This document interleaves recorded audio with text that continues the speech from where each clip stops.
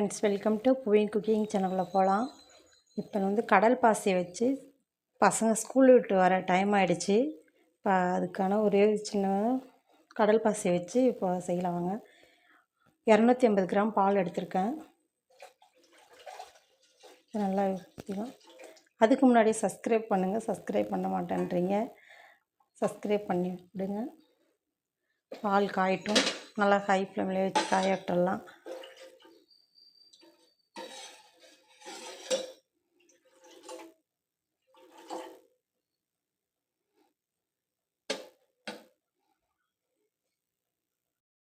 பால் நல்லா பொங்கி வந்துடுது. இந்த டைமில் ஒரு 100 கிராம் சர்க்கரை எடுத்துக்கிறேன்.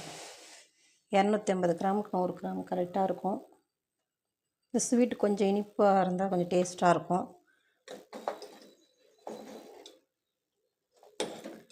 அது கூடவே ஒரு 15 கிராம் அகரகர் நான் எடுத்து வச்சுருக்கேன்.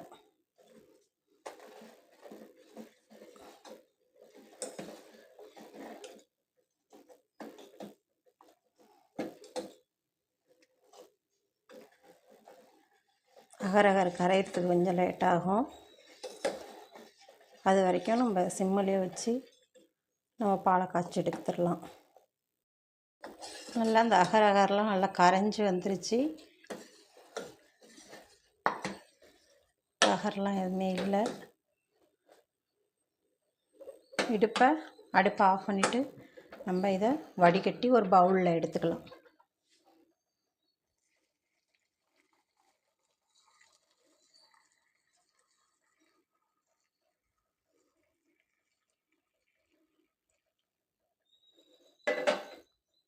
ஓகே, பவுலில் எடுத்தாச்சு.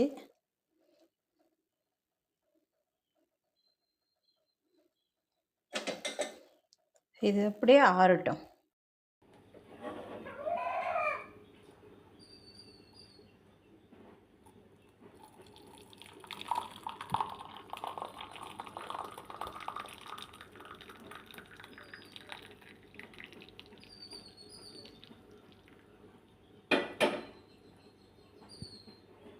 ஓகே, வடிகட்டி எடுத்தாச்சு.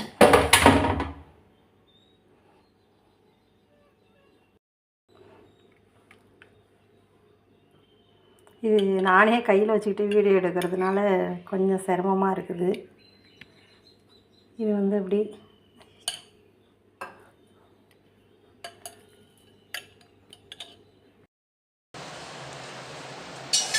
ஒரு கிளாஸ் தண்ணி எடுத்துக்கலாம். தண்ணி நல்லா கொதித்து வரட்டும். இந்த டைமில் ஒரு 2 டேபிள் ஸ்பூன் சர்க்கரை போட்டுக்கலாம்.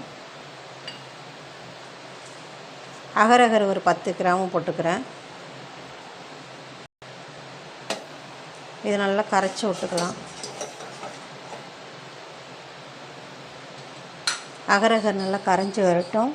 கரைஞ்ச பிறகு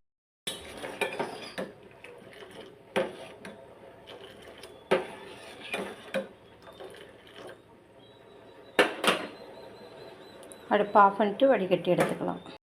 இப்போ லைட்டாக நான் எடுத்துகிட்டு அது மேலே ஊற்றிடுறேன். கொஞ்சோண்டு இருக்குது, இதை நான் அப்படியே மேலே ஊற்றிடுறேன். இந்த கலரெல்லாம் ஒரு 10 நிமிஷம் இருக்கட்டும். அப்படியே சூப்பரான ஜல்லி செட் ஆகிடுச்சு. இப்போ வாங்க இப்போ கொட்டிட்டு பார்க்கலாம். இது நான் வீடியோ கையில் எடுக்கிறதுனால இது என்னென்ன வச்சுட்டு கொட்டோம்ல, இதை நான் கவுத்துட்டு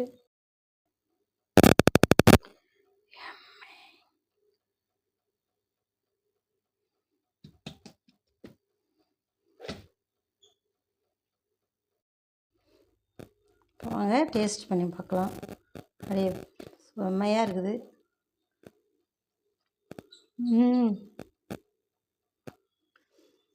நாக்கில் போட்டினா வழுன்னு இறங்கி போகுது.